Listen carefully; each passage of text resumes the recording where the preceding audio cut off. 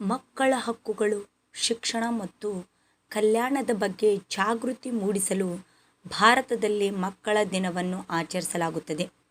ಇದನ್ನು ಪ್ರತಿ ವರ್ಷ ನವೆಂಬರ್ 14ರಂದು ಭಾರತದ ಮೊದಲ ಪ್ರಧಾನಿ ಜವಾಹರಲಾಲ್ ನೆಹರೂರವರ ಜನ್ಮದಿನದಂದು ಆಚರಿಸಲಾಗುತ್ತದೆ. ಅವರು ಮಕ್ಕಳ ಬಗ್ಗೆ ಒಲವು ಹೊಂದಿದ್ದರು.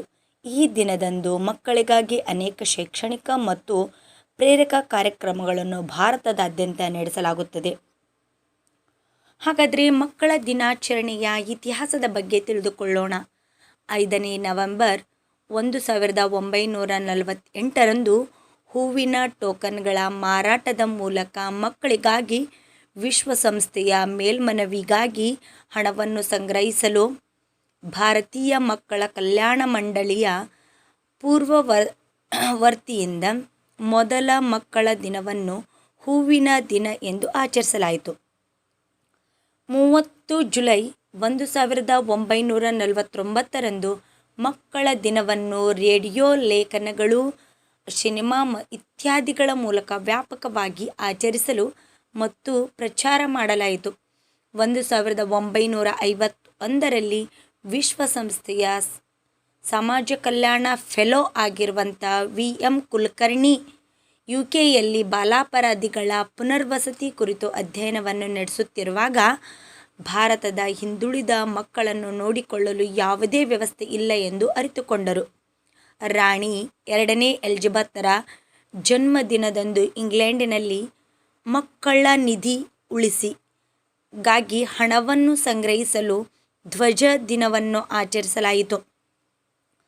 ಕುಲಕರ್ಣಿ ಅವರು ಮಕ್ಕಳ ಕಲ್ಯಾಣಕ್ಕಾಗಿ ಕೆಲಸ ಮಾಡುವ ಎನ್ಜಿಒಗಳಿಗೆ ನಿಧಿ ಸಂಗ್ರಹಿಸಲು ಪಂಡಿತ್ ನೆಹರೂರವರ ಜನ್ಮದಿನವನ್ನು ಧ್ವಜ ದಿನವೆಂದು ಗುರುತಿಸಬಹುದು ಎಂದು ಶಿಫಾರಸು ಮಾಡುವ ವರದಿಯನ್ನು ಮಂಡಿಸಿದರು. ಭಾರತದಲ್ಲಿ ನೆಹರು ಅವರ ಒಪ್ಪಿಗೆ ಕೇಳಿದಾಗ ಅವರು ಮೊದಲು ಮುಜುಗರಕ್ಕೊಳಗಾದರು, ಆದರೆ ಮನಸ್ಸಿಲ್ಲದೆ ಒಪ್ಪಿಕೊಂಡರು. ನೆಹರೂರವರ ಜನ್ಮದಿನವನ್ನು ಭಾರತದಾದ್ಯಂತ ಮತ್ತು ಸಾಗರೋತ್ತರ ಭಾರತದಲ್ಲಿ 1940ರ ದಶಕದಿಂದಲೂ ಸಾರ್ವಜನಿಕವಾಗಿ ಆಚರಿಸಲಾಗುತ್ತದೆ.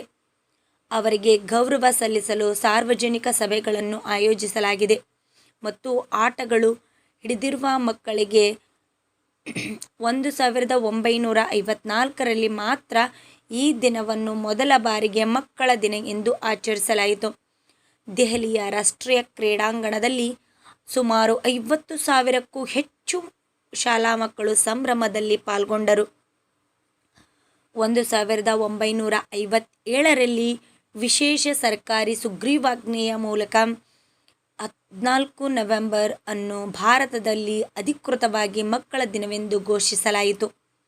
ಭಾರತ ಸರ್ಕಾರದ ಅಂಚೆ ಮತ್ತು ಟೆಲಿಗ್ರಾಫ್ಗಳ ಇಲಾಖೆಯು ಬಾಲ್ ದಿನ್ ಅಥವಾ ಮಕ್ಕಳ ದಿನ ಸಂದರ್ಭದಲ್ಲಿ ಮೊದಲ ದಿನ ಕವರ್ಗಳನ್ನು ಮತ್ತು 3 ಸ್ಮರಣಾರ್ಥ ಅಂಚೆ ಚೀಟಿಗಳನ್ನು ಬಿಡುಗಡೆ ಮಾಡಲಾಯಿತು.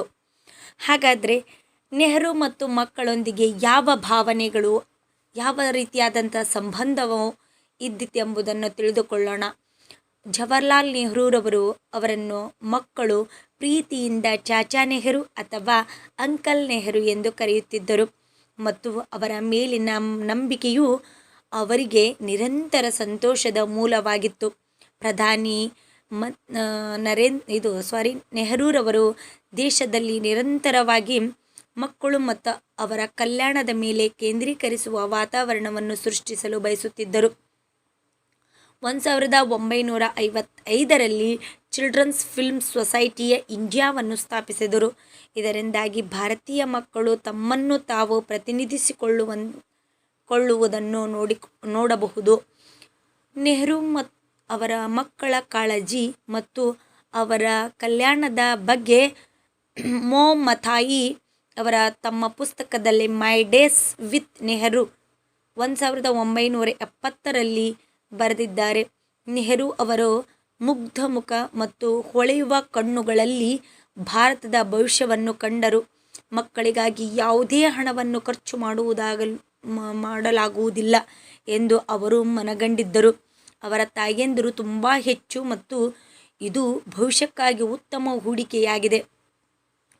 1958ರಲ್ಲಿ ಸಂದರ್ಶನವೊಂದರಲ್ಲಿ ರಾಮ್ ನಾರಾಯಣ್ ಚೌಧರಿ ಅವರು ಮಕ್ಕಳ ಬಗ್ಗೆ ಒಲವು ಹೊಂದಿದ್ದಾರಾ ಎಂದು ಕೇಳಿದಾಗ ನೆಹರೂರವರು ಉತ್ತರಿಸಿದರು, ಈಗಿನ ಮಕ್ಕಳು ಭಾರತವನ್ನು ನಿರ್ಮಾಣ ಮಾಡುತ್ತಾರೆ. ನಾನು ಯಾವಾಗಲೂ ಅವರನ್ನು ಭಾರತದ ನಿರ್ಮಾತೃ ಎಂದು ಗುರುತಿಸುತ್ತೇನೆ. ನಮ್ಮ ದೇಶದ ಭವಿಷ್ಯ ಇವರೇ ನಿರ್ಧರಿಸುತ್ತಾರೆ ಎಂದು ಹೇಳಿದರು. ಈ ತತ್ವವನ್ನು ಅವರು ಚಿಕ್ಕ ಹುಡುಗಿಯಾಗಿದ್ದಾಗ ಅವರ ಮಗಳು ಇಂದಿರಾ ಗಾಂಧಿಗೆ ಬರೆದ ಪತ್ರದಲ್ಲಿ ವ್ಯಕ್ತಪಡಿಸಿದ್ದಾರೆ. ತಂದೆಯೇ ಅವರ ಮಗಳಿಗೆ ಪತ್ರಗಳು ಮತ್ತು ಗ್ಲಿಂಪ್ಸ್ ಆಫ್ ವರ್ಲ್ಡ್ ಹಿಸ್ಟರಿ ಮಕ್ಕಳ ನಾನ್ ಫಿಕ್ಷನ್ಸ್ ಎಂಬ ಖ್ಯಾತಿಯನ್ನು ಗಳಿಸಿವೆ.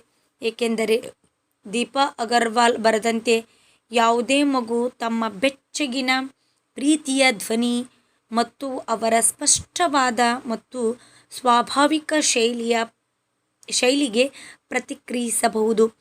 ಅವುಗಳಲ್ಲಿ ಹೆಣೆಯಲಾದಂಥ ಮಾಹಿತಿಯ ಸಂಪತ್ತು ಮತ್ತು ಐತಿಹಾಸಿಕ ಸಂಗತಿಗಳಿಗೆ ಅವರು ವಿಶಿಷ್ಟವಾದ ವಿಧಾನವನ್ನು ಹೆಚ್ಚುವರಿ ಬೋನಸ್ ಆಗಿ ಇದೆ.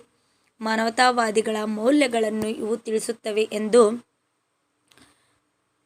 ಇದರಲ್ಲಿ ಉಲ್ಲೇಖವಾಗಿದೆ. ಎಲ್ಲ ನನ್ನ ಮುದ್ದು ವಿದ್ಯಾರ್ಥಿಗಳಿಗೆ ಮಕ್ಕಳ ದಿನಾಚರಣೆಯ ಶುಭಾಶಯಗಳನ್ನು ಕೋರಲು ಇಚ್ಛಿಸುತ್ತೇನೆ.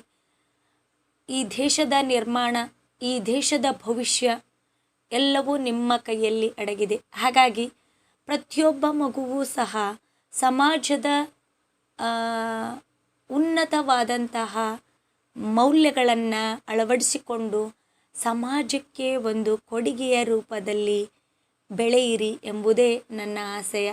ಮುಗ್ಧವಾದಂತಹ ಮನಸ್ಸಿರುವಂಥ ಎಲ್ಲ ನನ್ನ ಮುದ್ದು ಪ್ರೀತಿಯ ನಿಷ್ಕಲ್ಮಶ ಹೃದಯಗಳಾದಂತಹ ಮಕ್ಕಳಿಗೆ ತುಂಬು ಹೃದಯದ ಮಕ್ಕಳ ದಿನಾಚರಣೆಯ ಶುಭಾಶಯಗಳನ್ನು ಹೇಳಲು ಇಚ್ಛಿಸುತ್ತೇನೆ.